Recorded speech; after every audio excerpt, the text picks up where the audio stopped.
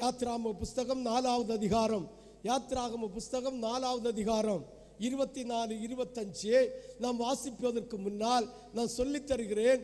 ஆண்டவராகிய தெய்வம் மோசேயை கர்ப்பத்திலே இருந்து கண்டு எடுத்து அவனை சிறு வயசிலே கொல்வதற்கு சத்ருவானவன் சதியிட்டது நிமித்தம் அவனை நாணல்பட்டியிலே வைத்து எங்கே அனுப்பினார்?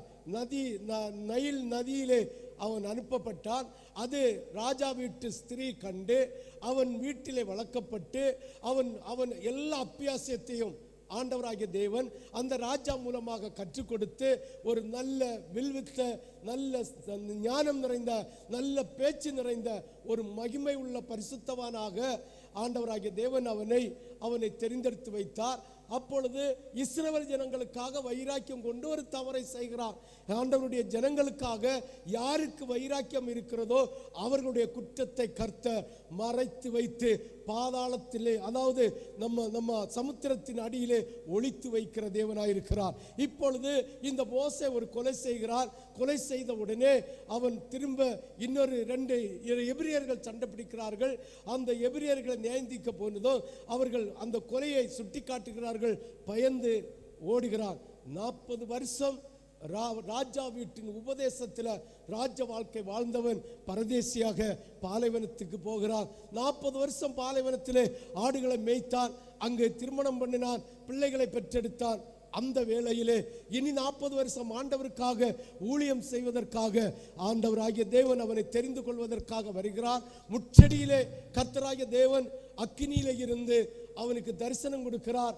அவனோடு பேசுகிறார். பேசும்போது அவனுக்கு கொடுத்த ஒரு கட்டளை, உன் பாதரட்சையை கலற்றி போடு, உன் பாதரட்சையை கலற்றி போடு என்கிற ஒரு கட்டளையை கொடுத்தார். ஹல்லேலூயா, ஹல்லேலூயா, ஹல்லேலூயா, ஹல்லேலூயா, ஹல்லேலூயா, ஹல்லேலூயா.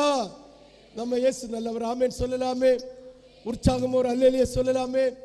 இப்பொழுது மோசே அக்கினியின் மத்தியில இருந்து தரிசனம் தந்த இயேசுவோடு பேசுகிறான். வார்த்தையை கேட்கிறான். மாறி மாறி சம்பாஷணை பண்ணி ஆண்டவராகிய தேவன் மோசேயோடு ஊழியத்துக்கு அனுப்புகிறார். ஊழியத்துக்கு அனுப்பி அவனை மகிமைப்படுத்தி அவனோடு இருப்பேன் வாக்கு தத்தம் கொடுத்து அனுப்புகிறார். ஹல்லேலூயா, ஹல்லேலூயா.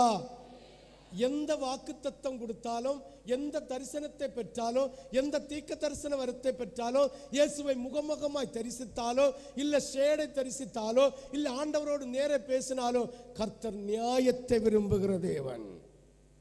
வாசிங்க 38வது வசனத்தை, 28வது வசனத்தை, 37, 28. கர்த்தர் நியாயத்தை விரும்புகிறார். ஹல்லேலூயா, ஹல்லேலூயா. கர்த்தர் யாரை என்ன விரும்புகிறார்? நியாயத்தை விரும்புகிறார். ஆமென் சொல்லலாமே. ஹல்லேலூயா, ஹல்லேலூயா. கர்த்தர் என்ன விரும்புகிறார்? நியாயத்தை விரும்புகிறார். ஆமென் சொல்லு.